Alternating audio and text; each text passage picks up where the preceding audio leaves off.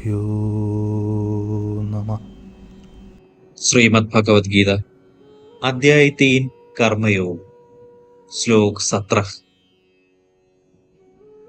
सांसारिकता में लिप्त आत्माओं के लिए नियत कर्म किसी भी प्रकार से ऐसी सिद्धावस्था प्राप्त आत्माओं पर लागू नहीं होते, क्योंकि उन्होंने पहले ही ऐसे सभी कर्मों का लक्ष्य प्राप्त कर लिया होता है। ऐसी प्रबुद्ध आत्माओं के लिए यह कहा गया है, ब्रह्मविद श्रुति मूर्धनि, अर्थात वे जो भगवान के साथ अपना एकत्व स्थापित कर लेते हैं, तब वे वेदों पर पांव रखकर चलते हैं, अर्थात उनके लिए वेदों के नियमों का पालन करना कभी आवश्यक नहीं होता। वेदों का लक्ष्य जीवात्मा को भगवान के साथ एकनिष्ठ करने के लिए उनकी सहायता करना है। एक बार जब आत्मा को भगवत प्राप्ति हो जाती है, तब फिर आत्मा को उसके गंतव्य तक पहुंचाने में सहायता करने वाले वेदों के नियम उस पर लागू नहीं होते। ऐसी आत्मा उनके अधिकार क्षेत्र से परे हो जाती है। वेद आत्मा को परमात्मा के साथ एकीकृत करने में सहायता करते हैं। इस प्रकार भगवत प्राप्ति हो जाने पर वेदों का काम समाप्त हो जाता है। फिर ऐसी पुण्यात्माओं के लिए वैदिक कर्तव्यों का पालन करने की कोई बाध्यता नहीं होती। श्रीमद् भगवद गीता अध्याय 3 कर्मयोग श्लोक 18।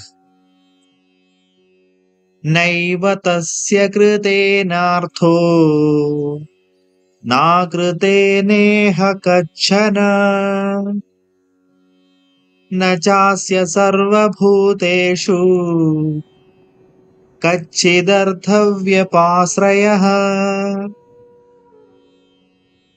ऐसी आत्मलीन आत्माओं को अपने कर्तव्य का पालन करने या उनसे विमुख होने से कुछ पाना या खोना नहीं होता, और न ही उन्हें अपनी निजी आवश्यकताओं की पूर्ति के लिए अन्य जीवों पर निर्भर रहने की आवश्यकता होती है। ये आत्मलीन संत आत्मा की अलौकिक अवस्था में स्थित रहते हैं।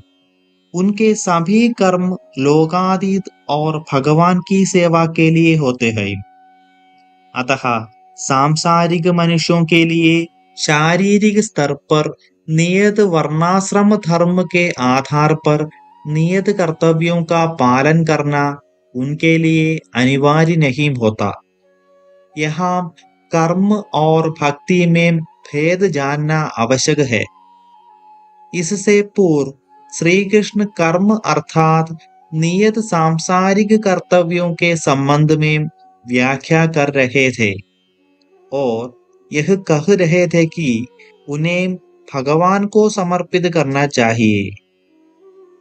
यह मन की शुद्धि और उसे सांसारिक विकारों से ऊपर उठने में सहायता करता है, किंतु आत्मलीन जीवात्मा पहले ही भगवान में विलीन होकर मन को शुद्ध कर चुकी होती है। ऐसे ज्ञानातीत संत प्रत्यक्ष रूप से भक्ति या पवित्र आध्यात्मिक क्रियाओं जैसे कि ध्यान, पूजा, कीर्तन और गुरु की सेवा आदि में तल्लीन रहते हैं। यदि ऐसे आत्मलीन संत सांसारिक कर्मों से विरक्त रहते हैं, तो उसे पाप नहीं माना जाता। यदि वे चाहें तो अपने सांसारिक कर्मों का पालन करना आगे जारी रख सकते हैं, किंतु उनका पालन करना उनके लिए अनिवार्य नहीं होता। आगे हम विस्तार से चर्चा करेंगे। ॐ